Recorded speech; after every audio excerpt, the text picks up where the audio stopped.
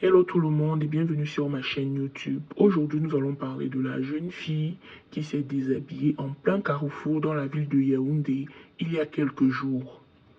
Ça s'est passé le 8 mars dernier lors de la célébration de la Journée internationale de la femme au Cameroun. Eh bien, si c'est un sujet qui t'intéresse, n'hésite pas à regarder la vidéo jusqu'à la fin. Abonne-toi à ma chaîne pour être au courant de toutes les nouveautés qui se passent au pays, au 237. Et surtout, active la cloche de notification pour être informé dès que je mettrai en ligne une nouvelle vidéo. C'est gratuit. Merci.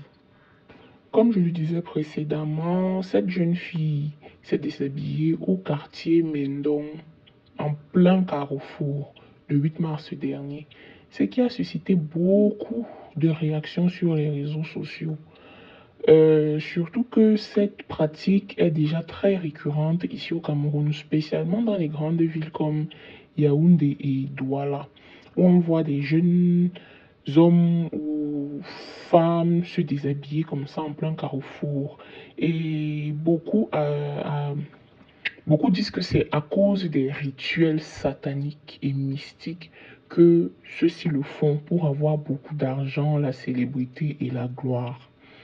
Du coup, quand ça se passe, les Camerounais ont déjà très peur de soit les approcher ou même les regarder parce que franchement, ça fait peur.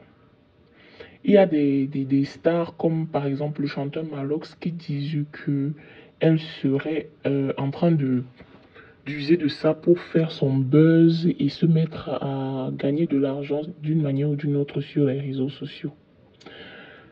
Mais à côté de ça, son oncle a fait une sortie le même jour, oui, le même jour, en disant que la jeune dame Anne-Sophie souffrirait d'une maladie mentale et qu'au lieu de l'aider, beaucoup ont profité de la situation pour faire des photos et partager pour se moquer d'elle.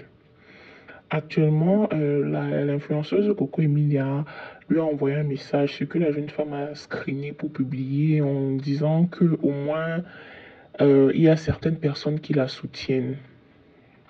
Malheureusement, beaucoup de Camerounais n'y croient plus du tout, ou bien n'y croient même pas, à cause de la manière dont elle a retrouvé ses esprits tellement rapidement et monté sur une moto pour rentrer chez elle.